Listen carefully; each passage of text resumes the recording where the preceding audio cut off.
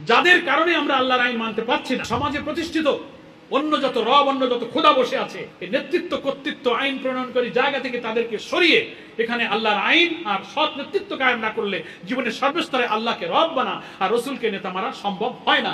তাই আমাদেরকে সমাজের অসৎ, খোদাহীন, মিথ্যা, পাপী, নাফরমান নেতাদেরকে সরিয়ে সৎ লোকের নেতৃত্ব কায়েম করলেই কেবল আল্লাহকে ইলাহ মানা আমাদের পক্ষে সম্ভব।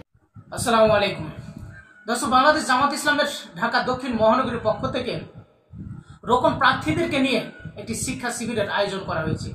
সেখানে বক্তব্য রাখেন বাংলাদেশ জামাত ইসলামের সেক্রেটারি জেনারেল অধ্যাপক মিয়া গোলাম পরোয়ার। তিনি বলেন, যাদের কারণে আমরা আল্লাহর আইন মানতে পারছি না, ক্ষমতার মসনদে যারা বসে আছে তাদেরকে ক্ষমতার মসনদ থেকে সরিয়ে সৎ নেতৃত্ব প্রতিষ্ঠিত করতে যতদিন আমরা না পারবো ততদিন দেশের শান্তি শৃঙ্খলা কখনো ফিরে আসবে না। অতএব এই সৎ নেতৃত্ব প্রতিষ্ঠিত করার জন্য সবাইকে এগিয়ে আসতে হবে। তিনি আরো গুরুত্বপূর্ণ তথ্য তিনি দিয়েছেন। আসুন ওনার বক্তব্যটি শুনবো। আপনাদেরকে বক্তব্যটি সম্পূর্ণ দেখার অনুরোধ রইল এবং ভিডিওটি আপনারা শেয়ার করবেন। আলহামদুলিল্লাহ রাব্বিল আলামিন, সালাতু ওয়াসসালামু আলা সাইয়্যিদিল মুরসালিন ওয়া আলা আলিহি ওয়া সাহবিহি আজমাইন। মহানগরীর সম্মানিত নেতৃবৃন্দ এবং আজকের মহানগরী দক্ষিণের বিভিন্ন থানা এবং ওয়ার্ড থেকে আগত আজকের এই শিক্ষা বৈঠকে আমার প্রিয় দিনী ভাইরা, আসসালামু আলাইকুম ওয়া রাহমাতুল্লাহি ওয়া বারাকাতুহু। সবাই তো আল্লাহর মর্জি ভালো আছেন আশা করি, আলহামদুলিল্লাহ। এই মানের এত সংখ্যক লোককে সরাসরি আজকে এখানে একত্রিত হওয়ার তৌফিক দান করেছেন। আমাকে আল্লাহ পাক সেই মজলিসে আসার সুযোগ দিয়েছেন। আমি আল্লাহ তাআলার কাছে সে কারণে আপনাদেরকে নিয়ে শুকরিয়া আদায় করছি, আলহামদুলিল্লাহ। এই আলোচনার বিষয়টা যদি খুবই গুরুত্বপূর্ণ, তবুও এর মধ্য দিয়ে আল্লাহ পাক যেন হক আদায় করে আপনাদের খেদমতে আলোচনা পেশ করার জন্য আমাদেরকে তৌফিক দান করেন, আল্লাহুম্মা আমিন। পয়লা কথা হলো, আমরা সবাই বুঝি দাওয়াত কথাটার অর্থ। দাওয়াত এমন এক বিষয় আমাদের ইমানের সাথে, জীবনের সাথে, আন্দোলনের সাথে, চরিত্রের সাথে, আখলাকের সাথে, আমাদের স্বভাবের সাথে, ফিতরাতের সাথে এই দাওয়াতের পিপাসা আকাঙ্ক্ষা যেন একেবারেই মিশ্রিত হয়ে আছে, নাকি বলেন? এই দাওয়াত এমন এক সিলসিলা, এমন এক কাজ, এমন এক ইবাদত যে এই দাওয়াতের এই ধারা, এই কন্টিনিউশন, এই সিলসিলা যদি অব্যাহত না থাকতো, তো আজকে আমি যে আপনাদের সামনে দাঁড়িয়ে কথা বলছি, নেতৃবৃন্দ যারা কথা বলছেন বা বলবেন, আমরাও আজকে ইসলামী আন্দোলনের এই হেরার আলোকোজ্জ্বল রাজপথের যে সন্ধান পেয়েছিলাম, এটা এই দাওয়াতের অব্যাহত ধারা জারি ছিল বলেই কিন্তু আমরা একদিন সবাই এই দাওয়াতটা পেয়েছিলাম বলে আমরা আল্লাহ তাআলার রাস্তাকে চিনতে পেরেছি, আলহামদুলিল্লাহ। ফলে আম্বিয়া কিরামগণ মানুষকে যে আল্লাহর দিকে ডেকেছেন, আল্লাহর দাসত্বের দিকে ডেকেছেন, রসুলের আনুগত্যের দিকে ডেকেছেন, তাগুত থেকে মুখ ফিরে শুধুমাত্র আল্লাহর গোলামীর দিকে ডেকেছেন। এই দাওয়াতের সিলসিলা শুরু হয়েছে পৃথিবীতে মানব জাতির আগমনের শুরু থেকে, আর চলবে ইনশাআল্লাহ কিয়ামত পর্যন্ত, যতক্ষণ মানব জাতি এখানে থাকবে। এই দাওয়াতের ধারাবাহিকতা যদি অব্যাহত না থাকে তো মানুষ হেদায়েতের সন্ধান, হেদায়েতের রাস্তা খুঁজে পায় না। আমরাও যেমন এই পথ পেতাম না যদি আমাদেরকে কেউ না কেউ দাওয়াত দিতেন, নাকি বলেন? হয় আমরা কারো বক্তৃত্ব শুনেছিলাম, নাই আমাদের কাছে কেউ একটা বই পড়তে দিয়েছিল, নাই কারো দর্শে কোরআন শুনেছিলাম, নাই কোনো মাহফিলে গিয়েছি, নাই কারোর ব্যক্তিগত আলাপ আলোচনায় আমার চিন্তার দাকে আল্লাহ পাক খুলে দিয়ে আল্লাহ তাআলার দ্বীনের পথের সন্ধান, দ্বীনের বুঝ আমাকে দিয়েছিলেন। এটা নামই তো দাওয়াত। তাহলে এত কত বড় গুরুত্বপূর্ণ কাজ, যে কাজটা না হলে, যে ইবাদত, যে সিলসিলাটা জারি না থাকলে আমরা কেউ আন্দোলনে আসতে পারতাম না। তাহলে আমরাও যদি এটা অব্যাহত না রাখি তাহলে ভবিষ্যৎ প্রজন্মের পথে আসার পথ কিন্তু আর খুঁজে পাবে না। ফলে একটা প্রজন্ম থেকে জেনারেশন বাই জেনারেশন মানুষকে ইসলামী আন্দোলনের কাফেলায় ধরে রাখার জন্য এই দাওয়াতই হচ্ছে একটা ব্রিজ, একটা সেতু। এ কারণে এই দাওয়াতটা খুব গুরুত্ব। এই জন্য দাওয়াতের গুরুত্ব বোঝানোর জন্য আমার মনে হয় খুব বেশি কথা না বললেও আমরা অল্প কয়েকটা কথার মধ্যে দিয়ে আমরা দাওয়াতের গুরুত্বটা বুঝতে পারবো। যে এটা আম্বিয়া কেরামদের কাজ, এটা তাদের আমল ছিল, এবং এই দাওয়াতের দায়িত্ব পালন করতে গিয়ে আম্বিয়া কেরামরা যুগে যুগে নির্যাতিত হয়েছেন, বাধাপ্রাপ্ত হয়েছেন, শাহাদাত বরণ করেছেন, ঘর বাড়ি ছেড়েছেন, হিজরত করেছেন, প্রতিবন্ধকতার মুখোমুখি হয়েও শত প্রতিকূলতার মধ্যে এই দাওয়াতের পথ, দাওয়াতের দায়িত্ব থেকে তারা কিন্তু পিছু হটেননি, সামনে এগিয়ে চলেছে। এবং এই দাওয়াতটা শরীয়ত দৃষ্টিতে এই কারণে ফরজ করা হয়েছে। আমরা জানি কোরআন মজিদের দাওয়াতের যে নির্দেশনা এসেছে, যারা আরবি গ্রামারের ব্যাপারে অভিজ্ঞ এবং কোরআন মজিদ যারা বুঝে শুনে আমরা পড়ার কিছুটা চেষ্টা করি, তারা আমরা এটা বুঝতে পারবো যে কোরআনে আল্লাহ তাআলা এই দাওয়াতের কাজটাকে প্রত্যেকটি ইমানদারের জন্য আল্লাহ তাআলা বাধ্যতামূলক করেছেন, ফরজ করেছেন। শরীয়ত দৃষ্টিতে এটা একটা ফরজ ইবাদত। তো সেটা বোঝার জন্য আমি মনে করি যে দাওয়াত শব্দটার একটু ছোট্ট ব্যাখ্যা বিশ্লেষণ প্রয়োজন। দাওয়া মানে আহ্বান করা, ডাকা। কোরআনের অনেক জায়গায় এই শব্দটা উল্লেখ করা হয়েছে। আমাদের প্রথম দফা কর্মসূচি দাওয়াত ও তাবলীগ, এখানে আবার দুটো শব্দ ব্যবহার করা হয়েছে, একটা দাওয়াত আর একটা তাবলীগ। এই শব্দ দুটোর মধ্যে কিন্তু একটু পার্থক্য আছে, যদিও মিনিংটা এক, আইডিয়াটা এক, কিন্তু তাবলীগ আর দাওয়াত আমরা বলি দাওয়াত ও তাবলীগ একটা সূক্ষ্ম পার্থক্য আছে। কি? দা মানে আহ্বান করা, এখান থেকে দাওয়াত, আহ্বান মানে আমি ডাকছি একটা দিকে, তাবলীগ মানে বাল্লিগ পৌঁছে দেওয়া, একটা ওদিকে একটা এদিকে, একটা হচ্ছে কাছের দিকে ডাকা আর একটা হচ্ছে মানুষের কাছে পৌঁছানো। যদি আমরা এটাকে বাংলা শব্দ দিয়ে বোঝার চেষ্টা করি, একটা বলতে পারি আহ্বান। আহ্বান মানে কি? কোন একটা কিছুর দিকে ডাকা, call. We call you to Islam, the teachings of Islam, the guidance of Islam, the rules of Islam. শহীদ হাসানুল বান্নার এটা মন্তব্য, if this means politics to you, then this is our politics. তাকে প্রশ্ন করা হয়েছিল যে আপনারা কি রাজনীতি করেন এই ইসলামের দাওয়াতের নামে? তো উনি জবাব দিয়েছিলেন, we call you to Islam, আমরা আপনাকে ইসলামের দিকে ডাকছি। এই যে দাওয়াত, আহ্বান, the rules of Islam, the guidance of Islam, if this means politics to you, এটা যদি তোমার কাছে রাজনীতি মনে হয়, then this is our politics. এটা হচ্ছে আহ্বান, ডাকা। আর তাবলীগ, বাল্লিগু আন্নি ওয়ালাউ আয়া, একটা আয়াত, একটা কথা, ভালো কথা তুমি যদি জানো তো অপরকে জানো। এই যে অপরকে জানানো, পৌঁছে দেওয়া, বাল্লিগ, এটাকে আমরা বলতে পারি প্রচার করা। লিফলেট দিলাম, বই দিলাম, বক্তব্য দিলাম, মানুষের কাছে কোনো কথা ছড়িয়ে দিলাম, এটা হলো বাল্লিগ, প্রচার। আর একটা ডাকা হলো দাওয়াত। কিসের দিকে ডাকা? আল্লাহর দিকে ডাকা। সে কথাটা আমি পরে আসছি। তাহলে কোন সংবাদ পৌঁছানো, কোন মেসেজ দিয়ে দেওয়াটাকে বলা হয়েছে তাবলীগ, আর কোন দিকে আহ্বান করাটাকে বলা হয়েছে দাওয়াত। এই জন্য আমাদের প্রথম দফা কর্মসূচিতে দুইটা শব্দ ইউজ করা হয়েছে, দাওয়াত ও তাবলীগ। এবং এই দাওয়াতি কাজটা করতে গিয়ে আমরা দুইটা কাজই কিন্তু করি, আমরা ডাকি আবার আহ্বানও পৌঁছাই। ফলে কোন পদ্ধতিতে একজনের কাছ থেকে অন্যের কাছে পৌঁছানো। এখন কিসের দাওয়াত দেব? দিনের দাওয়াত, আল্লাহর দিকে মানুষকে ডাকবো, ইসলামের দিকে ডাকবো, কল্যাণের দিকে ডাকবো, খায়রিয়াতের দিকে ডাকবো। এটা শরীয়তের দৃষ্টিতে ফরজ করা হয়েছে। এই দাওয়াতের সিলসিলা না থাকলে মানুষ সৃষ্টির উদ্দেশ্য বুঝতে পারত না। আল্লাহ যে আমাদেরকে সৃষ্টি করেছেন খলিফা হিসেবে, ইন্নী জাইলুন ফিল আরদি খলিফা, কে বলছেন এই কথা? আল্লাহ তাআলা। সে খলিফার পরিচয় কি? খলিফা কাকে বলে? আল্লাহকে রিপ্রেজেন্ট করবে মানুষ। আল্লাহর যে আদেশ, আল্লাহর যে হুকুম, আল্লাহর যে বিধান, আম্বিয়া কেরামগণ তার পক্ষে রাসূল হিসেবে দুনিয়া থেকে বানিয়ে এনেছিলেন। দিনকে মানুষকে এসে জানানো, দিনের যে কল্যাণের, দিনের যে সৌন্দর্য, এটা আম্বিয়া কেরাম যুগে যুগের সমস্ত মানুষের কাছে পৌঁছে মানবতার কল্যাণের জন্য আম্বিয়া কেরামরা এই কাজটা করে গেছেন। সেজন্য পৃথিবীতে মানুষ সৃষ্টির উদ্দেশ্য, ওমা খালাকতুল জিন্না ওয়াল ইনসা ইল্লা লিয়াবুদুন, নাকি মানুষ সৃষ্টির কথা তো এখানে পরিষ্কার করা হয়েছে। তো আল্লাহর ইবাদত করা ছাড়া, আল্লাহর গোলামি করা ছাড়া, আল্লাহর দাসত্ব করা ছাড়া, আল্লাহর হুকুম মানা ছাড়া অন্য কোনো উদ্দেশ্যে আমাদের পয়দা করা হয় নাই। এই কথাটা আমি বুঝবো কিভাবে যদি এটা আমার কাছে কেউ না পৌঁছায়, আমাকে কেউ না বুঝায়, আমার মগজটাকে যদি কেউ বিশুদ্ধ করে, আমার মাইন্ডসেট না করে, পিউরিফাই না করে, আমার মগজ থেকে শিরক এবং জাহেলিয়াতের সমস্ত কিছুকে বিচ্ছিন্ন করে দিয়ে পবিত্র পরিচ্ছন্ন করে নির্ভেজাল দ্বীনে হক এবং তাওহীদ এবং হানিফের দিকে আমাকে মোতাওয়াজ্জহ না করে দেয়, তো আমি তো আল্লাহর গোলামীর এই দাওয়াতটা বুঝতে পারবো না। বলেই দাওয়াতটা না থাকলে মানুষ সৃষ্টির উদ্দেশ্য বুঝতে পারে না। ইসলামী আন্দোলনের কর্মীরা আল্লাহকে যে রব বলে চিনেছে, আমরা যে আল্লাহর খলিফা, তিনি যে আইনদাতা, বিধানদাতা, রিজিকদাতা, শাসনকর্তা, হুকুমদাতা, তিনি ভালো মন্দের মালিক। ইসলামী আন্দোলন না আসলে আমরা যে আল্লাহকে চিনেছি, যে রবকে চিনেছি, আর আম জনতা যে আল্লাহকে ডাকে আর যে রবকে সিজদা করে, এই দুই আল্লাহর পরিচয়ের মধ্যে পার্থক্য আছে কিনা বলেন? তারা মনে করে যে আল্লাহ মানে হচ্ছে শুধু 5 বার হাজির হয়ে রুকু সিজদা করতে হয়, সুবহানাল্লাহ, আলহামদুলিল্লাহ, নাম দাম তাসবিহ জিকির আজকার জপ তপ করা, দুনিয়াকে তিনি সৃষ্টি করেছেন ইত্যাদি। কিন্তু আইন তার মানতে হবে, শাসন তার মানতে হবে, তার ইচ্ছা পছন্দের বিরুদ্ধে যাওয়া যাবে না। আমার ব্যক্তির, নফসের, দেশের, শাসকের, কোন তাগুতের, কোন জাহিলিয়াতের কাছে মাথা নত করা যাবে না। একটাই আইন চলবে, ইনিল হুকমু ইল্লা লিল্লাহ, শুধুমাত্র আল্লাহ ছাড়া কারো হুকুম চলবে না। তিনি যে রব, এই রবের পরিচয়টা কিন্তু আমরা পেয়েছি এই দাওয়াতটা পাওয়ার কারণে। আমরা কোরআন পড়েছি, অর্থ, তাফসীর, ইসলামী সাহিত্য, আল্লাহ নবীর হাদিস এবং রাসূলের সিরাত বুঝে ইসলাম এবং দাওয়াতের একটা ছবি, পুরো চিত্র আমার কাছে পরিষ্কার হয়েছে দিনের আলোর মতো। তখন বুঝতে পেরেছি এই তো সেই দাওয়াত, নাকি বলেন? এখন দাওয়াতের বুঝার পার্থক্য, রবকে চেনার পার্থক্য বুঝতে খুব বেশি গবেষণা এবং জ্ঞান লাগে না। আমি কোনো সমালোচনা না করি, খুব সহজভাবে আপনাদের কাছে দুটো উদাহরণ দিই। আমাদের দেশে এক শ্রেণী মানুষ আছে দিনের দাওয়াত অব্যাহতভাবে জীবনব্যাপী দিয়ে যাচ্ছে। ওনারা বলে আমরা দিনের জন্য মেহনতে, দিনের জন্য অক্ত লাগাইতেছি। আছে না এক শ্রেণী, তারা মুসলমান, তারা দাওয়াত দেয়। সেই দাওয়াতে তাগুত, জাহিলিয়াত, শয়তান, মানুষের তৈরি করা আইন, মতবাদ, হুকুম সমাজে প্রতিষ্ঠিত, পরিচালিত থাকলেও সেই দাওয়াতের মধ্যে একথা পরিষ্কার করা হয় না যে রাষ্ট্র শাসন, সমাজ, জুডিশিয়ারি, কোর্ট কাচারি, আইন আদালত, পার্লামেন্ট, প্রশাসন, ওখানেও যে আল্লাহর একটা আইন আছে, ওটা না মানলে যে আল্লাহকে মানা হয় না। লা ইলাহার অর্থ যে এই যে ইলাহা মানে হচ্ছে আইনদাতা, হুকুমদাতা, রিজিকদাতা, শাসনকর্তা। ইলাহা ব্যাখ্যা করতে গিয়ে ওই দাওয়াতের যে বিষয়বস্তুতে তারা ওখানে এড়িয়ে চলেন, বাতিলের সাথে একটা কম্প্রোমাইজ হয়ে যায় বলে সকল সময় সকল শাসকরা ওই যে দিনের মেহনত যখন সমাজে চলে কেউ তাতে আপত্তি করে না, নাকি বলেন? আপত্তি করে না কেন? তারা মনে করে এরকম দাওয়াত কিয়ামত পর্যন্ত চললেও আমার ক্ষমতা তো ঠিক আছে, আমাকে তো কেউ সরাইতে চায় না। সুদ চালু আছে, ঘুষ চালু আছে, জেনারেটর চালু আছে। আল্লাহ বলেছেন কোর্ট কাচারি, আইন আদালতের মানুষের আইন দিয়ে চলবে না। ওমান লাম ইয়াহকুম বিমা আনজালাল্লাহু ফাউলাইকা হুমুল কাফিরুন, আছে কোরআনের আয়াতে, সূরা মায়েদা। যারা আল্লাহর দেওয়া নাজিল করা আইন দিয়ে বিচার ফয়সালা করে না, তারা হলো কাফের। তিনটা আয়াত আছে এখানে, ফাউলাইকা হুমুজ জালিমুন, ফাউলাইকা হুমুল ফাসিকুন।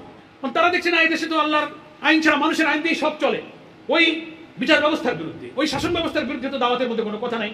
তাহলে তোমার আল্লাহ বিল্লাহ রসুল জিকির আজকারও ঠিক, আর আমি যে মানুষের আইন দিয়ে রাষ্ট্র চালাই আমিও ঠিক, ফলে তোমার এই দাওয়াতে রাষ্ট্রের কোনো ক্ষতি হয় না, নাকি বলেন? সেই জন্য সকল শাসক, সকল সরকারের সময় তারা খুব যত্নের সাথে তাদের এই মেহনত দেশে বিদেশে চালায় যায়। আবার কিছু দাওয়াত কি কাজ এমন আছে যে আপনি যখন এই ইলাহের ব্যাখ্যা করতে যাবেন, রবের ব্যাখ্যা করতে যাবেন, জামাতের 3 দফা দাওয়াতকে খুব পরিষ্কার করে বলবেন যে আল্লাহর আইন মানতে হবে, রসুলের আনুগত্য করতে হবে। এই সমাজে আমরা তা মানতে পারছি না বলে আল্লাহর গোলাম হতে পারছি না, তাই সমাজের নেতৃত্বের পরিবর্তন দরকার, আইনের পরিবর্তন দরকার। তখনই কায়েমি স্বার্থবাদীরা আপনার দাওয়াতকে বাধা দেবে, নাকি বলেন? যেহেতু আমার ক্ষমতার চেয়ে নিয়ে টানাটানি করে। কথা বুঝে আসছে না? এই দাওয়াত আম্বিয়া কেরামগণ যুগে যুগে যারা দিয়েছিলেন, তারা দাওয়াতের, সেই যুগের শাসকরা দাওয়াতের অর্থ বুঝেছিলেন বলে মুসা ইসলামের কালেমার দাওয়াত যখন দিয়েছিলেন, ফেরাউন তখন মুসাকে দেশ থেকে বিতাড়িত করার জন্য মুসার বিরুদ্ধে সংগ্রাম করেছিল, নাকি বলেন? ইব্রাহিম আলাইহিস সালাম যখন দাওয়াত দিয়েছিলেন, তিনিও কালেমায় লা ইলাহা ইল্লাল্লাহ বলেছিলেন। নমরুদ তখন তার বিরুদ্ধে উৎখাতের জন্য নেমে পড়েছিল, কারণ ইব্রাহিমের কালেমার দাওয়াতের অর্থ নমরুদ বুঝেছিল, মুসার দাওয়াতের তাৎপর্য ফেরাউন বুঝেছিল। আমার প্রিয় নবী মুহাম্মদ মুস্তাফা সাল্লাল্লাহু আলাইহি ওয়াসাল্লামের দাওয়াতের তাৎপর্য, হাকিকত, ব্যাখ্যা আবু জেহেল, আবু লাহাব, সাহেবা, উতবা, ওলীদ, আবু সুফিয়ানরা খুব ভালো করে বুঝেছিল। সেই জন্য তাকে পাথর মেরেছে, বাড়ি ছাড়া করেছে, নির্যাতন করেছে, রক্তাক্ত করেছে। তায়েফের প্রান্তরে প্রান্তরে তিনি নির্যাতিত হয়েছেন, কারণ তারা দাওয়াতের অর্থ বুঝেছিল যে এই দাওয়াত কবুল হওয়ার অর্থ হলো সমাজ এবং রাষ্ট্র থেকে মানুষের নেতৃত্ব, মানুষের আইনকে উৎখাত করা। এটা তো চলতে দেওয়া যাবে না, ঠিক আছে না? আপনারা সাইয়েদ কুতুব শহীদের ফাঁসির কাহিনী শুনেছেন, অনেক শহীদদের এরকম কাহিনী আছে। ফাঁসিতে নেওয়ার আগে কলেমা পড়ানোর জন্য আসছে একজন হুজুর, ওই যে জেলখানায় নির্ধারিত একজন হুজুর থাকে, গোসল করেন, 2 রাকাত নামাজ পড়ে নিয়ে যায়। আমাদের প্রিয় শহীদদেরকে তারাই নিয়ে গেছে, বলে এখন আপনি একটু কলেমা পড়েন, আপনার এখন যাইতে হবে। তখন কি জবাব দিয়েছিলেন যে তুমি যে কলেমা আমাকে পড়তে বলতেছো, তুমি এই কলেমার বিনিময়ে তো টাকা পাবা, তোমার এই দায়িত্ব, আর আমি যে কলেমা পড়েছি এই কলেমার কারণে আজকে ফাঁসির মঞ্চে যাচ্ছি আমি। আমার কথাটা বুঝেছেন? তাহলে কলেমার দাওয়াতের অর্থ ওরা বুঝেছে। তো প্রিয় ভাইরা, সময় কম, আমার সংক্ষেপ কথা হলো যে দাওয়াতের গুরুত্ব এই কারণে যে এটা হচ্ছে শরঈ দৃষ্টিতে একটা ফরজ। এই দাওয়াত না থাকলে সৃষ্টির উদ্দেশ্য সফল হয় না, মানুষ আল্লাহকে চিনতে পারে না, আখিরাতকে চিনতে পারে না, রিসালাতের প্রতি ঈমান পরিচ্ছন্নভাবে আনা যায় না। কারণ আল্লাহ তাআলার নবী দুনিয়াতে এসেছিলেন এই দাওয়াতের দায়িত্ব, মানুষকে আযাবের ভয় দেখিয়েছেন আর জান্নাতের সুসংবাদ দিয়েছেন। ইন্না আরসালনাকা শাহিদাও ওয়া মুবাশশিরাও ওয়া নাযীরাও ওয়া দাঈয়ান ইলাল্লাহি বিইজনিহি সিরাজাম মুনীরা। কোরআন শরীফে আছে এটা। নিশ্চয়ই আল্লাহ তাআলা তার রাসূলকে পাঠিয়েছেন মানুষের কাছে সত্যের সাক্ষ্যদাতা হিসেবে, মুবাশশিরাও, সুসংবাদদাতা। ইসলামের এই দাওয়াত কবুল করলে আল্লাহ তাআলার কাছে তুমি নাজাত পাবে, জান্নাত পাবে, দুনিয়ার দুঃখ কষ্ট থেকে তুমি রেহাই পাবে। ওয়া নাযীরাও, ভীতি প্রদর্শনকারী। এটা না মানলে তোমাকে আযাব এবং শাস্তিও তোমার জন্য অপেক্ষা করছে। এই দাওয়াত শরঈ দৃষ্টিতে খুব গুরুত্বপূর্ণ যে এই দাওয়াতি কাজ যারা না করে, এই দাওয়াতের অর্থ যারা না বোঝে, তারা রিসালাতের প্রতি ঈমানকে মজবুত করে রাসূলকে চিনতে পারে না, রাসূলকে বুঝতে পারে না।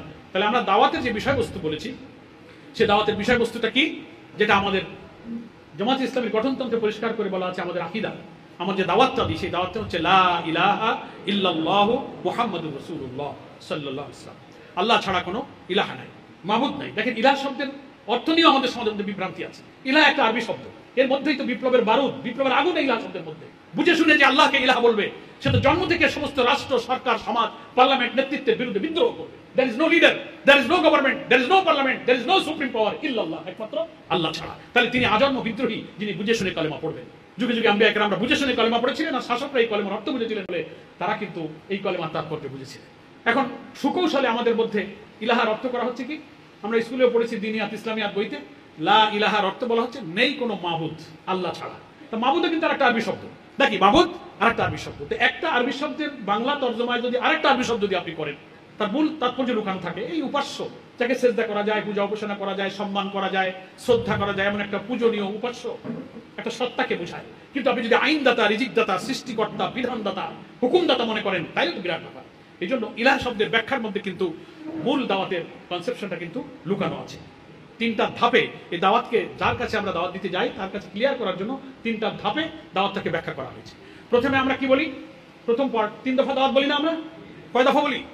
তার প্রথম দফা হলো মানুষকে আমরা বলি যে আমরা তো কলেমা পড়েছি যে লা ইলাহা ইল্লাল্লাহু মুহাম্মাদুর রাসূলুল্লাহ। এর অর্থ হলো যে আমরা আল্লাহ ছাড়া কাউকে আর হুকুমদাতা, আইনদাতা মানবো না, আর রাসূল সাল্লাল্লাহু আলাইহি ওয়াসাল্লামকে আমরা নেতা মেনে নেব। কথা বলছি একজনের সাথে, ধরেন দাওয়াত দিতে গিয়ে, তো তিনি বলবেন যে হ্যাঁ তো ঠিক, আমি তো মুসলমান, আমি তো আল্লাহ কলেমা পড়েছি, তো আল্লাহই তো আমার রব, তিনি আমার ইলাহ, আমরা তারই আইন মানতে বাধ্য, আল্লাহর নবীকে নেতা মানতে বাধ্য। ঠিক আছে, তখন আমরা তাকে যুক্তি দিই যে আসলে আমরা এই 2024 সালের বাংলাদেশে আল্লাহকে কি পুরোপুরি ইলাহ মানতে পারছি? সমাজে, রাষ্ট্রে, প্রশাসনে, সব জায়গায় কি আল্লাহ আমার ইলাহ আছে? আমরা মানুষকে ইলাহ বানিয়ে বসেছি, শয়তানকে ইলাহ বানিয়ে বসেছি, নফসকে ইলাহ বানিয়ে বসেছি। এটা যখন দাওয়াতের সময় থেকে বোঝাতে যাচ্ছি, তখন দাওয়াতের দ্বিতীয় দফা এসে হাজির হচ্ছে যে আমরা আসলে কালেমা পড়ে যে কমিটমেন্টটা করেছি, আল্লাহর কাছে সবাই আমরা ওয়াদা করেছি, we all are committed to Allah, আল্লাহর কাছে অঙ্গীকার করছি আল্লাহ ছাড়া কাউকে ইলাহ আমরা মানবো না। তখন আমরা তাকে বলছি যে ভাইরে, বাবারে, বোন রে, আমি যে আল্লাহকে ইলাহ মেনেছি, কিন্তু কার্যত সমাজে তো আল্লাহকে আমরা পূর্ণ ইলাহ মানতে পারছি না। তাহলে আমার মুখের কথা আর কাজের মধ্যে গড়মিল হয়ে যাচ্ছে। কথাটা বুঝে আসছে আপনাদের? কিসের গড়মিল হলো? কথায় বলেছি যে আল্লাহ আমার রব, কাজ করতে গিয়ে 2024 সালের মে মাসের বাংলাদেশে দেখি যে কোর্টে আমার আল্লাহ রব নাই, অর্থনীতিতে আল্লাহ রব নাই, শিক্ষানীতিতে আল্লাহ রব নাই, ব্যবসা বাণিজ্য বিচারে আল্লাহ রব নাই, পার্লামেন্টে আল্লাহ রব নাই, ওখানে মানুষকে রব বানিয়ে নিয়েছি। তখন আমি ওই ব্যক্তিকে বুঝাতে সক্ষম হচ্ছি যে তাহলে ভাই, এই কলেমা পড়ার কারণে মুসলিম হিসেবে আমি যে কথা ওয়াদা করেছি যে আল্লাহ ছাড়া আমার আর কোনো রব নাই, তাহলে আমার কার্যত সেই কথা আর কাজে তো মিল হচ্ছে না, গড়মিল হয়ে যাচ্ছে। তাহলে এই কথা কাজের গড়মিল দূর করতে হবে। কথা দিয়ে যদি সে কাজের সাথে মিল না থাকে, তাকে তো মুনাফিকি আচরণ বলে। তখন বলবে হ্যাঁ তা তো ঠিক, কথা কাজে তো গড়মিল হয়ে যাচ্ছে। তাহলে এখন এই গড়মিল দূর করার উপায় কি? তখন দাওয়াতের তৃতীয় দফা এসে হাজির হচ্ছে। এই গড়মিল দূর করতে গেলে যাদের কারণে আমরা আল্লাহর আইন মানতে পারছি না, সমাজে প্রতিষ্ঠিত অন্য যত রব, অন্য যত খোদা বসে আছে, এই নেতৃত্ব কর্তৃত্ব আইন প্রণয়নকারী জায়গা থেকে তাদেরকে সরিয়ে এখানে আল্লাহর আইন আর সৎ নেতৃত্ব কায়েম না করলে জীবনের সর্বস্তরে আল্লাহকে রব বানা আর রসুলকে নেতা মারা সম্ভব হয় না। তাই আমাদেরকে সমাজের অসৎ, খোদাহীন, মিথ্যা, পাপী, নাফরমান নেতাদেরকে সরিয়ে সত্যকে নেতৃত্ব কায়েম করলেই কেবল আল্লাহকে ইলাহ মানা আমাদের পক্ষে সম্ভব। তাহলে দাওয়াতের তিনটা দফা পরিষ্কার হলো। প্রথম হচ্ছে এক, আল্লাহর দাসত্ব, রসুলের আনুগত্য। দুই হলো এই ওয়াদা করেছি কিন্তু কার্যত এই কথার সাথে কাজের গড়মিল মিল হচ্ছে না। তিন হচ্ছে এই গড়মিল দূর করতে গেলে সমাজের সর্বস্তরে আল্লাহ তাআলার আইন আর সত্যকে নেতৃত্ব কায়েম করার মধ্যে দিয়ে কেবল এই কালেমার জবানটাকে ঠিক রাখা সম্ভব। এটা এই পদ্ধতিতে আমি কালেমার দাওয়াতটা দিতেছি। কথা বুঝে আসছে? এখন আসেন, আল্লাহ তাআলা দাওয়াতকে যে ফরজ করেছেন, এটা যে এত বড় গুরুত্বপূর্ণ কাজ, এই দাওয়াতি কাজটা আমরা করব। কোরআন শরীফের তিনটা জায়গায় তিন ভাবে মানুষকে আল্লাহর দিকে ডাকতে বলা হয়েছে। একটা বলা হয়েছে উদউ ইলা সাবিলি রাব্বিক। উদউ এটা আমরের সিগা, মাদ্রাসা যারা পড়েছেন ভালো বুঝবেন। নির্দেশ, আমর, ডাকো, কমান্ড করা হচ্ছে। ইলা সাবিলি রাব্বিক, রবের পথের দিকে। সাবিল মানে পথ, রবের পথে, আল্লাহর পথের দিকে ডাকো। এটা একটা জায়গায় বলা হয়েছে যে আল্লাহকে তো চিনলাম, রবকে তো চিনলাম। রব সেই সমাজের কল্যাণকর ব্যবস্থা যিনি আসমান থেকে আম্বিয়া কিরামদের কাছে যুগে যুগে যে বিধান আকারে, সহিফা আকারে, কিতাব আকারে নাজিল করেছেন, তিনি আমার রব। ওই দিকে মানুষকে ডাকতে বলা হচ্ছে। আরেকটা জায়গায় বলা হয়েছে কুনতুম খায়রা উম্মাতিন উখরিজাত লিন-নাস তা'মুরুনা বিল মারুফ ওয়া তানহাউনা আনিল মুনকার। তোমরা এই শ্রেষ্ঠ জাতি, শ্রেষ্ঠ উম্মাহ, তোমাদের পৃথিবীতে আবির্ভাব ঘটেছে, পাঠানো হয়েছে মানুষের কল্যাণের জন্য। এই কল্যাণের দিকে ডাকার জন্য বলা হয়েছে ইয়াদউনা ইলাল খাইর। এক জায়গায় বলা হয়েছে ইয়াদউনা ইলাল খাইর, খাইরের দিকে ডাকো, ওই কল্যাণের দিকে, যে কল্যাণ মানবতার কল্যাণ, যে ব্যবস্থা চালু হলে মানব জীবনে শান্তি এবং কল্যাণ আসে। ইয়াদউনা ইলাল খাইর, কল্যাণ। একদিকে বলা হলো রবের পথের দিকে, আরেক জায়গায় বলা হলো কল্যাণের দিকে। আলটিমেটলি অর্থটা একই। আরেক জায়গায় বলা হয়েছে যে দাইয়ান ইলাল্লাহ, রাসূলের পরিচয় দিতে গিয়ে তিনি ছিলেন আল্লাহর পথের আহ্বানকারী। এখানে একেবারে ইলাল্লাহ, এখানে সাবিল কথাটা আর নাই। ইলা সাবিল লিরাব্বিক, রবের পথ আল্লাহ, ডাইরেক্ট আল্লাহ। ইলাল্লাহ, আল্লাহর দিকে। কোরআন মজিদের শব্দ চয়ন এবং ভাষার মধ্যে এক এক জায়গায় একটা আবেগ তৈরি, যে আল্লাহর বান্দার মধ্যে আর পথ দরকার নেই, এমন ভাবে তুমি আমল করো, এমন ভাবে ডাকো সেটা সোজা আমার দিকে চলে আসে। আমার নির্দেশ, আমার আদেশ তার হৃদয়ের মধ্যে, কলবের মধ্যে। এজন্য কোথাও সাবিল, আবার কোথাও সাবিল বাদ দিয়ে ইলা রাব্বিক, ইলাল্লাহ, এইভাবে আমাদেরকে আল্লাহর পথের দিকে ডাকতে বলা হয়েছে। তাই আমরা সংক্ষেপে বুঝে নিলাম যে দাওয়াতি কাজের গুরুত্বটা কত। একটা হলো দাওয়াতি কাজ ফরজ, এটা আল্লাহর আদেশ, এটা আল্লাহ কোরআনে বলছেন। রাসূল সাল্লাল্লাহু আলাইহি ওয়াসাল্লাম দাওয়াতের জন্য নির্দেশ দিয়েছেন, নিজে দাওয়াতি কাজ করেছেন। দাওয়াতের সিলসিলা না থাকলে আপনি আমি এই ইসলামী আন্দোলনের এই সুন্দর পথে আসার সুযোগ পেতাম না। আর আমরাও যদি দাওয়াতি কাজ না করি, আমাদের সন্তান, আমাদের ভবিষ্যৎ প্রজন্ম এই পথের সন্ধান কখনো পাবে না। আলোচনার যে দুটো পার্ট, দাওয়াতের গুরুত্বের অংশটা শেষ করে আমি দাওয়াতের পদ্ধতির দিকে এখন যাব। তাহলে আমরা এই পর্যন্ত কি সবাই বুঝতে পারলাম যে দাওয়াতটা হচ্ছে প্রত্যেকের জন্য ফরজ এবং ফরজে আইন, প্রত্যেক নরনারীর জন্য সরই দৃষ্টিতে ঈমান যিনি আনবেন আল্লাহর উপরে, সেই আল্লাহর দিকে ডাকা প্রত্যেক মানুষের জন্য ফরজ। জামাত ইসলামী সেই ফরজ কাজের জন্য প্রতিনিয়ত আমাদেরকে তাকিদ দিচ্ছে, উদ্বুদ্ধ করছে, অথচ আমরা দুর্বলতা দেখাচ্ছি। আমরা এখন আত্মপর্যালোচনা করব, আত্মসমালোচনা করব, আমরা বায়াত নিতে যাচ্ছি, রুকুন হতে যাচ্ছি। তাহলে আমি কি এই ফরজ কাজটা করছি? আমাকে যে লোকটা কষ্ট করে আমার পিছনে কত হেঁটেছে, আমার বাসায় কত এসেছে, কত বই পড়তে দিয়েছে, কত চিঠি লিখেছে, কত ফোন করেছে, তাহলে আমি আরেকজনকে আনার জন্য এরকম লেগে আছি কিনা, এরকম পেরেশান হয়ে আমি চেষ্টা করছি কিনা, এইটা চেক করে, এই আত্মপর্যালোচনা, এই রিয়ালাইজেশন করে আমি যদি নিজের ভুল ত্রুটি নিজে ধরতে পারি, তাহলে আমাদের আজকের এই আলোচনা, এত তরবিয়ত করে যে বোঝার চেষ্টাটা আমরা করছি, সংগঠন করাচ্ছে, এটা তখন কাজে লাগবে। তাহলে আমরা দাওয়াতের গুরুত্ব উপলব্ধি করে এই সিদ্ধান্ত আমরা পৌঁছাতে পারি পরবর্তী ধাপে যাওয়ার জন্য। পদ্ধতির আগে যে আমাদের ব্যক্তিগত দাওয়াতি কাজ, দাওয়াতি টার্গেটদেরকে আমাদের নিয়ে আসা, আমাদের সাপ্তাহিক দাওয়াতি কাজ, আমাদের সাধারণ সভা, আমাদের গ্রুপ দাওয়াতি কাজ, দাওয়াতি অভিযান বলে যত কথা আমাদেরকে করতে বলা হয়েছে, প্রত্যেকটা সিনসিয়ারলি রুকন প্রার্থী হিসাবে আমরা একটাও বাদ দেবো না, শতভাগ এটা বাস্তবায়নের জন্য ইনশাআল্লাহ চেষ্টা করবো।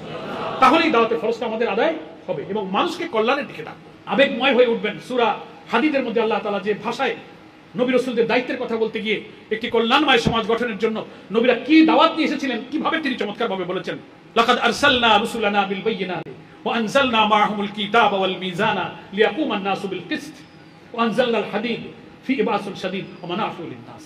আল্লাহ পাক বলছেন রাসূলগণ এসেছেন বাইয়িনা নিয়ে, কিতাব নিয়ে, মিজান নিয়ে, সুস্পষ্ট বিধিবিধান, মানদণ্ড। আল্লাহর হেদায়েতের কথা এখানে বলছেন, বাইয়িনা, কিতাব, মিজান। কি জন্য এগুলো এনেছেন? লিয়াকুমা আন-নাসু বিল কিসত। নাস মানে কি? মানুষ, মানবতা, হোল ম্যানকাইন্ড, সমস্ত হিউম্যানিটির জন্য। লিয়াকুম, কুম মানে হচ্ছে প্রতিষ্ঠিত হওয়া, এস্টাবলিশ করা, দাঁড়ানো, কায়েম করা। লিয়াকুম আন-নাসু বিল কিসত, গোটা বিশ্ব মানবতাকে সুবিচারের উপরে, কিসতের উপরে। কিসত মানে হচ্ছে জাস্টিস, সুবিচার, ইনসাফ। কোরআন শরীফে কিসত শব্দটা বলা হয়েছে। কিসত শব্দের অর্থ হচ্ছে কি? ন্যায় বিচার, সুবিচার, আদল। ইংরেজিতে যেটাকে জাস্টিস বলা হয়, বাংলায় বলি সুবিচার বা ন্যায় বিচার। আল্লাহ বলছেন যে রাসূলগণ কিতাব, বাইয়িনা, মিজান এগুলো দিয়ে নবীগণকে পাঠিয়েছি। তাদের কাজ ছিল লিয়াকুম আন-নাসু বিল কিসত, সমস্ত বিশ্বের মানুষকে সুবিচারের উপরে কায়েম রাখা। আলহামদুলিল্লাহ বলেন। শুধু নামাজ, শুধু রোজা, শুধু লম্বা পাঞ্জাবি আর দাড়ি আর টুপির জন্য আল্লাহ নবীরা দুনিয়াতে আসেন নাই। কোথাও আপনি এটা খুঁজে পাবেন না। আল্লাহ নবীদের আগমনের উদ্দেশ্যই হচ্ছে কি? মানবতার কল্যাণ, উখরিজাতিল লিন-নাস, বিশ্বের মানুষের কল্যাণ। এখানে বলা হচ্ছে লিয়াকুম আন-নাসু বিল কিসত, সমস্ত মানবতার কল্যাণ। মানুষের খাওয়া পড়ার কষ্ট হবে না, শিক্ষা চিকিৎসার কষ্ট হবে না, মানুষ ন্যায় বিচার পাবে, সুবিচার পাবে, জীবনের, সমাজে, রাষ্ট্রে তার স্বস্তি শান্তি থাকবে। That is called welfare. এটার নাম হচ্ছে কল্যাণ। এই জন্য আল্লাহ নবীরা এসেছিলেন। আর এই দিকেই এটা হচ্ছে যে ইলা রব্বিক ইলাল খাইর, সেই কল্যাণ হচ্ছে এই সুবিচারের কল্যাণ, ন্যায় ভিত্তিক সমাজ প্রতিষ্ঠার দিকে মানুষকে আহ্বান করা। এটি ছিল নবীগণের কিন্তু দাওয়াত। আর এটা করেছিলেন বলে নবীগণরা প্রচন্ড বিরোধিতার সম্মুখীন হয়েছিলেন, জীবন দিতে হয়েছে, নির্যাতিত হতে হয়েছে, শাহাদাত বরণ করতে হয়েছে। আমার প্রিয় ভাইরা, তায়েফের ময়দানে, মক্কা মদিনা, গলিতে গলিতে, পাহাড়ে পর্বতে, যুদ্ধের ময়দানে ময়দানে আমাদের প্রিয় নবী এবং তার সঙ্গী সাথীরা যে কষ্ট ভোগ করেছেন, অপমানিত হয়েছেন, লাঞ্ছিত হয়েছেন, তুচ্ছ তাচ্ছিল্য করে মানুষকে তাড়িয়ে দিয়েছেন, প্রিয় নবীকে পাগল বলে পাথর মেরে রক্তাক্ত করেছেন, অজ্ঞান হয়েছেন, এসবটার পিছনে ছিল এই কল্যাণের দিকে দাওয়াত। নাকি বলেন? এই কল্যাণের দাওয়াতের কারণে আমার ভাই নবীরা কষ্ট পেয়েছেন। আমরা কি নবীদের সেই রক্তের স্মৃতি বিজড়িত এই রক্তমাখা দাওয়াতের এই ঐতিহ্যকে ধারণ করে ঢাকা মহানগরীর দক্ষিণের মধ্যে এই উর্বর অঞ্চলে, যাকে আমরা heart of the city, heart of the country বলি, রাজনীতি, প্রশাসন, অর্থনীতি, ব্যবসা বাণিজ্য সবকিছুর মূল কেন্দ্র হচ্ছে ঢাকা মহানগরী দক্ষিণ, সেই জায়গায় যারা বায়াতের গ্রহণ করতে যাচ্ছেন, তারা যদি আজকে আমরা শপথ করি আমার ব্যক্তিগত দাওয়াতে, সমষ্টিগত দাওয়াতে, দাওয়াতি অভিযানে, সাধারণ সভায় শতভাগ সংগঠনের শৃঙ্খলা মেনে আমি আমার প্রিয় নবীর এই দাওয়াতের অভিযানে, এই দাওয়াতের দায়িত্ব পালনে আমি সিনসিয়ার থাকবো, আমি গাফিলতি করবো না, অলসতা করবো না, ইনশাআল্লাহ। এখন আসুন এই দাওয়াতের পদ্ধতি, দাওয়াতটা তো দেবো, কি পদ্ধতিতে দেবো? দাওয়াতের ব্যাপারে আমাদের সংগঠন পদ্ধতির দুইটা উপায় বলা আছে, একটা ব্যক্তিগত পদ্ধতি আর একটা সামষ্টিক পদ্ধতি, পার্সোনাল, ইন্ডিভিজুয়ালি, আর একটা হচ্ছে কালেক্টিভলি দাওয়াত দেওয়া। তো সেই দাওয়াতের ব্যাপারে শুরুই করতে হবে নিজের থেকে। আগে কোথা থেকে শুরু করতে হবে? নিজের থেকে। কু আনফুসিকুম, কু মানে কি? বাঁচাও। কাদ কামাতিস সালাহ, দাঁড়াও। আবার কিছু দোয়ার মধ্যে আছে না, ওয়াকিনা আযাবান নার, এই যে কিন, কফ, কফ, এটার অর্থ হলো রক্ষা করা, বাঁচানো। তো কু, বাঁচাও, রক্ষা করো, সেভ করো। আনফুসিকুম, নিজেকে। আহলিকুম, তোমার আহলকে। কিসের থেকে? না, আগুন থেকে। তাহলে এটা হচ্ছে দাওয়াতে, যে তুমি যে মানুষকে আগে বাইরে দাওয়াত দিতে যাবা, তোমার প্রতিবেশী, আত্মীয় স্বজন, তার আগে তোমার স্ত্রী, তোমার সন্তান, তোমার ভাই বোন, তোমার পিতামাতার অবস্থা কি, সেদিকে আগে তুমি দাওয়াত দাও। এই জন্য দাওয়াত শুরু হবে কোন জায়গা থেকে? আগে নিজের থেকে। দাওয়াতের সাবজেক্ট ম্যাটার, দাওয়াতের বিষয়বস্তুর আলোকে আমি কেমন আছি, আমি যে অপরকে নামাজের কথা বলবো, ফরজ ওয়াজিবের কথা বলবো, কবিরা গুনাহ থেকে বাঁচতে বলবো, পর্দা করতে বলবো, রুজি হালাল করতে বলবো, আমার এই ব্যাপারে অবস্থাটা কি, এটা আগে নিজে একটু জাস্টিফাই করা, রক্ষা করা, আযাব থেকে, আগুন থেকে আমাকে রক্ষা করার মতো আমি হতে পেরেছি কিনা, এরপর আমার আহলকে আমি দাওয়াতের আওতায় নিয়ে নেব। এই জন্য রাসূল আকরাম সাল্লাল্লাহু আলাইহি ওয়াসাল্লামের জীবনেও দেখা যায় যে যখন গোপন দাওয়াতি কাজ তিনি প্রথম করেছেন, তার এক পর্যায়ে আল্লাহ রাসূলকে আল্লাহ তাআলা প্রকাশ্যে দাওয়াত দিতে বলেছেন। ফাসদা বিমা তুমার, আমি যে আদেশ দিয়েছি তুমি এখন মানুষকে সেদিকে ডাকো। ফানজিরা আশিরাতাকাল আকরাবিন, তোমার নিকটবর্তীদেরকে আগে আল্লাহর ভয় দেখাও। কে বলছেন সব কথা? আল্লাহ তাআলা বলছেন। তাহলে আমার দাওয়াতের কাজটা শুরু হবে কোন জায়গা থেকে? নিজের থেকে। এবং পরবর্তীতে এই দাওয়াত হবে সবার জন্য। সেই দাওয়াত দুই পদ্ধতি, একটা ব্যক্তিগত পদ্ধতি, একটা সমষ্টিগত পদ্ধতি। ব্যক্তিগত পদ্ধতিটা সুন্দর করে আমাদের সংগঠন পদ্ধতিতে বলা আছে যে পার্সোনালি আমি আগে টার্গেট নেব। আমার রিপোর্ট বইয়ের ডান দিকে 3-4টা নাম আমি লিখে রাখবো, এরা হচ্ছে আমার দাওয়াতি টার্গেট। কি টার্গেট? দাওয়াতি টার্গেট। নিয়মিত প্রত্যেক সপ্তাহের দিনে সুবিধা মতো আমি তাদের সাথে ব্যক্তিগত দেখা সাক্ষাৎ করবো, সালাম জানাবো, তাকে হাদিয়া তোফা দেবো, পরিচিত হব, ঘনিষ্ঠ হব। যে আগে ব্যক্তিকে দাওয়াত দিতে গেলে তার সাথে ব্যক্তিগত খাতিরটা করতে হবে, সম্পর্ক। হতে পারে তিনি একটু বিএনপি মানা, হতে পারে তিনি আওয়ামী মানা, হতে পারে তার মধ্যে সমাজতন্ত্রী সেকুলার বাম মানা, আমার প্রতিবেশী, আমার অফিসের কলিগ, আমার আত্মীয় স্বজন, আমার ব্যবসায়িক পার্টনার, যাই হোক না কেন, হোয়াটএভার লাই, তার অবস্থা বুঝে আগে তার কাছে মনের কথাটা বলতে গেলে তা আমাদের দাওয়াতি কাজের টেকনিকটা কিছুটা হোমিওপ্যাথিক ডাক্তারের মতো, লোক বুঝে রুগীর অবস্থা বুঝে পাওয়ার বাড়াইতে হবে। তখন যখন অনুভব করবে যে না সম্পর্কটা এখন এমন পর্যায়ে হয়েছে যে এখন একটা কথা বললে সে রাখবে, কি এরকম করে বোঝা যায় না, তখন তাকে ধীরে ধীরে কালেমারি দাওয়াতের যে বিষয়বস্তু এতক্ষণ আমি আলোচনা করলাম ওইটার যে কথাটা আবার সবার কাছে সব কথা বলার পরিবেশ বুঝে কথা বলতো। একটা লোক এমএ পাস, সরকারের সচিব ছিল, সামরিক অফিসার ছিল অথবা ব্যবসায়ী, একটা লোক পানের দোকানদার, একটা রিক্সা চালায়, ভ্যান চালায়, একজন খুব শিক্ষিত, একজন স্বল্প শিক্ষিত, একজন নিরক্ষর। তো সবার অবস্থা কি একরকম হবে? বললেন হবে। এক একজনের কাছে তার স্টাইলে তাকে যেভাবে তার কাছে আমার কথাটা সুন্দর করে উপস্থাপন করা যায় সেই ভাষায়, সেই কায়দায়, সেই যুক্তি দিয়ে তার কাছে সেটা তুলে ধরতে হবে। বুঝে শুনে যদি দেখি যে না কোনো লোক কোনো কথা শুনতে বুঝতে একটু বিব্রত হয়, তো কথাটাকে সহজ করে, নরম করে, হৃদয়গ্রাহী করে, হৃদয় স্পর্শ করে এমন করে তার কাছে আমার কথাটা, দাওয়াতটা পৌঁছাতে হবে। এটা হচ্ছে ব্যক্তিগত দাওয়াতি কাজ। সেকেন্ড বলেছে কি সমষ্টিগত, কালেকটিভলি। ওইটার ব্যাপারে তো বলা আছে সাধারণ সভা, সেমিনার, ওই যে মাসে যে সাধারণ সভা হচ্ছে, ইউনিটে, ওয়ার্ডে, ওয়াজ মাহফিল, সেমিনার, সিম্পোজিয়ামের আলোচনা করা, জনসভা করে সেখানে নেতৃবৃন্দ আসছে, ইসলামের দাওয়াতের বক্তব্য দিচ্ছে, এরকম যে কোনো সভা, সমিতি, গ্রুপ ভিত্তিক দাওয়াত করে দলগতভাবে মানুষের কাছে গিয়ে দাওয়াতি কাজটা করা। তাহলে আমাদের দাওয়াতি কাজ কয় প্রকারের হলো? দুই প্রকার, একটা ব্যক্তিগত আর একটা সমষ্টিগত। যেটা সংগঠনের মধ্যে প্র্যাকটিস আছে এটা আমরা করব। নেক্সট আসুন, যিনি দাওয়াত দেবেন তার বৈশিষ্ট্য। এই যে আমি তো দাওয়াত দেবো, আমি তো দায়ী, যিনি দাওয়াত দেয় তার তিনি হচ্ছেন দায়ী। এ ব্যাপারে তার কতগুলো গুণ বৈশিষ্ট্য থাকতে হবে। চট করেই শুধু মাথা গরম করে লোকদের ঠিক আছে আজকে গেছিলাম পরোয়ার ভাইয়ের কাছে দাওয়াতের গুরুত্ব বুঝে আসছি, হাটে বাজারের রাস্তায় যেখানে পেলাম সাইকেল থেকে দা আগে দাওয়াত শুনে যা, ফরজ কাজে আদায় করলি, যেখানে সেখানে দাঁড়ায় পড়ে হাত ধরে দাওয়াত দিলে তো হবে না।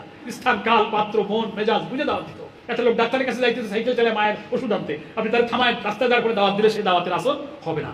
তার মন মগজ বুঝতে হবে। এই জন্য দাওয়াত দানকারী যিনি হবেন তার কিছু গুণাবলী থাকতে হবে। তার প্রথম হচ্ছে যে দাওয়াত আমি কি বিষয়ের উপরে দিচ্ছি, কি তাকে বলবো সেই কথাটা নিজে আমি বুঝতে হবে। নিজের সে সম্পর্কে পড়াশোনা, জ্ঞান, কোরআন হাদিসের আয়াত, হাদিস, ইলম, চর্চা, উদাহরণ, নবী রাসূলের জীবন থেকে কিছু বলতে গেলে এ সম্পর্কে নিজের আগে ইলমটা হাসিল করতে। এক। দুই হচ্ছে দাওয়াতের ক্ষেত্রে তার নিয়তটা বিশুদ্ধ থাকতে হবে, যে আমি কোনো লোক দেখানোর জন্য, নেতাদের কাছে ভালো হওয়ার জন্য, সংখ্যা বাড়ানোর জন্য নয়, আমি শুধুমাত্র আল্লাহ তাআলার সন্তুষ্টির জন্য, আল্লাহর বান্দাদেরকে আল্লাহর পথ চেনাবার জন্য, এর বিনিময়ে আল্লাহ আমার উপরে খুশি হবেন, আখিরাতে আমি নাজাত পাবো, আল্লাহকে দেখানো ছাড়া, আল্লাহকে খুশি করা ছাড়া আমার আর কোনো উদ্দেশ্য নাই। এই বিশুদ্ধ নিয়তটা দাওয়াত আমরা যারা কাজ করবো তাদের অন্তরের মধ্যে নিয়তটা সহি রাখতে হবে। নেক্সট হচ্ছে দাওয়াতের ক্ষেত্রে ধৈর্য থাকতে হবে। 3 বার 4 বার 5 বার বাড়ি গেছি, 5 বার একটা বুঝাইছি, সে শোনে না, মানে না, খালি ছুটে চলে যায়।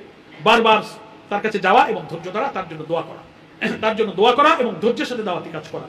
পরিস্থিতি বুঝা যে তার কাছে কি এখন কথা বলার মতো, তার বাসা বাড়িতে বউ বাচ্চার অসুখ, তার অর্থনৈতিক সংকট, কোনো মামলা মকদ্দমায় মানসিক টেনশনে, এই সব সময় তো সব কথা শোনার মতো মন থাকে না, নাকি বলেন? মেজাজ পরিবেশ বুঝে তাকে দাওয়াতি কাজ করা। ভাষাটা মিষ্টভাষী হতে হবে, কর্কশ যুক্তর্ক দেওয়া, বিতর্ক করা, ঝগড়ায় যাওয়া, কথা বলতে গিয়ে তাকে একটু ছোট করে ডাউন করা, এগুলো উদ্দেশ্য থাকবে না। মিষ্টভাষী হতে হবে, উত্তম ভাষায়। আল্লাহ তাআলা টেকনিক কি শিখাইছেন? উদউ ইলা সাবিলি রাব্বিকা বিল হিকমাতি ওয়াল মাউইজাতিল হাসানা। বলা আছে না, হিকমত বুদ্ধিমত্তা এবং উত্তম ভাষা, উত্তম ভাষণ, উত্তম বাক্য সহকারে তুমি যুক্তি দিয়ে দাওয়াত। ভাষাটা মিষ্ট হতে হবে। দাওয়াত দিতে গিয়ে যদি তার সাথে কোনো ব্যাপারে মতপার্থক্য হয়ে যায় তাহলেও সেটা নিয়ে বিতর্কে যাওয়া যাবে না। ঠিক আছে ভাই, আপনি একটা প্রশ্ন করেছেন, আমার হয়তো এখন এটা জানা নাই, আমি জেনে আপনাকে পরে কথা বলবো, কিন্তু বুঝতে পারেনি বলে নিজে একটু বড় হওয়ার জন্য একটা মিথ্যা টিথ্যা গুজামিলকে বুঝায় নিজে জিতে বাড়ি চলে আসলে আমার লাভ তো হলো না, ওই লোকটাকে আমি হারাবো। ধৈর্যশীল হতে হবে। অপরকে কথা বলার সুযোগ দেওয়া, আমি কিছু কথা বলে সেও কিছু কথা বলতে চাইতে পারে, তাহলে তাকেও কিছু কথা বলার সুযোগ দেওয়া, এগুলো আমাদের খেয়াল রাখতে হবে। আমাদের দাওয়াতের মধ্যে অনেক সময় জড়তা থাকে, যে সম্পর্কে আমার এলেমটা, আমার জ্ঞানটা আগে যথেষ্ট করে নেওয়া, এবং কোনো কমপ্লেক্সিটি, হীনমন্য, আমার জ্ঞান কম, বুদ্ধি কম, আমি পারি না, আমার টাকা পয়সা কম, আমি গরিব মানুষ, একটা ধনী লোকের কাছে বলবো, এগুলো অনেক সময় আমাদেরকে কিছুটা হীনমন্য করে দুর্বল করে ফেলে। এটা করা যাবে না, যে আমি সবচেয়ে উত্তম কাজটি করছি, যার ব্যাপারে আল্লাহ তাআলা আমাকে মর্যাদা দিয়েছেন, ওমান আহসানু কাওলাম মিম্মান দাআ ইলাল্লাহ। আছে না কোন শরীফে আয়াত? কার কথার চেয়ে আর কার কথা উত্তম হতে পারে? যে মানুষকে আল্লাহর দিকে ডাকে। ফলে আমার কথাটা উত্তম, আমি আল্লাহর কাছে সবচেয়ে মর্যাদা সম্পন্ন। ফলে ওনার টাকা থাকুক, উনি গাড়ি বাড়ির মালিক হোক, কিন্তু আমি তো সবচেয়ে শ্রেষ্ঠ মর্যাদার অধিকারী একটা কথা নিয়ে তার কাছে যাচ্ছি। এইভাবে নিজেকে হীনমন্য মনে না করে, মর্যাদাশীল মনে করে মানুষের কাছে দাওয়াতটা নিয়ে যেতে হবে এবং হৃদয় দিয়ে, অন্তর দিয়ে কথা বলতে হবে, তাহলে তার আসর হবে। এই পড়াশোনা, কোরআনের সাথে সম্পর্ক, নফল নামাজ, নফল রোজা, কিয়ামুল লাইল, আল্লাহর সাথে নিবিড় সম্পর্ক করে আমি যদি আল্লাহর সাথে নিজে ঘনিষ্ঠ হতে পারি, তখন আমার এই দাওয়াতে অন্যের উপরে আসর হবে। ইসলামের দাওয়াত এটা রুহানি দাওয়াত। দেখবেন কোন দাওয়াত, কোন কথা মানুষকে বললে সে যদি তার হৃদয় দিয়ে বলে এবং শুধু আল্লাহকে খুশি করার জন্য বলে, ইখলাসের সাথে বলে, পৃথিবীর কোনো স্বার্থ ছাড়া শুধু আল্লাহর উদ্দেশ্যেই কথা বলে, তখন সেই কথাটাই মানুষের উপরে আসর হয়। আর দুনিয়াবি কোনো স্বার্থে কথা বললে ওইটা অন্যের অন্তরে কিন্তু আসর হয় না, ওটা আর্টিফিশিয়াল হয়ে যায়, কৃত্রিম হয়ে যায়, ওইটার একটা প্রভাব তার চরিত্রের মধ্যে কিন্তু পড়ে না। আমরা যারা রুকন হতে চাচ্ছি। রুকন মানে হচ্ছে স্তম্ভ, পিলার, খুঁটি, নির্ভরযোগ্য শক্তি যার উপর অবলম্বন করা যায়। আল্লাহর কাছে জান মাল সুপর্দ করে দিয়ে সংগঠনের মাধ্যমে আপনি আল্লাহর কাছে বায়াত গ্রহণ করে বিক্রি করে দেবেন যে এই জান মাল আমার নয়। যতদিন আমি হায়াত থাকবো আমার এই জান মাল আল্লাহর ইচ্ছা, আল্লাহর মর্জি অনুযায়ী সংগঠন আমার টেক কেয়ার করবে এবং আল্লাহর জন্য আমি এটা উৎসর্গ করে দিলাম। এরকম টার্গেট নিয়ে যদি পরিশ্রম করি তো আমার মানও বাড়লো, আর এই সংগঠনে হাজার হাজার লোক নতুন করে যুক্ত হবে ইনশাআল্লাহ। মহান আল্লাহ তাআলা এর মধ্য দিয়ে আমাদেরকে বায়াত গ্রহণ করার তৌফিক দান করুন, আর লক্ষ লক্ষ মানুষের অধ্যুষিত এই মহানগরীতে অলিতে গলিতে আমাদের শহরের সমস্ত জায়গায় যেন তাওহীদের দাওয়াতে মুখরিত হয়ে আমরা ঢাকা মহানগরীকে ইসলামী আন্দোলনের ঘাঁটিতে পরিণত করতে পারি। আল্লাহ তাআলা আমাদেরকে তৌফিক দান করুন। ওমা তৌফিক ইল্লা বিল্লাহ, হাযা মা ইনদি ওয়াল ইলমু ইনদাল্লাহ, আলাইহি তাওয়াক্কালতু ওয়া ইলাইহি উনীব। আসসালামু আলাইকুম ওয়া রাহমাতুল্লাহি ওয়া বারাকাতুহু।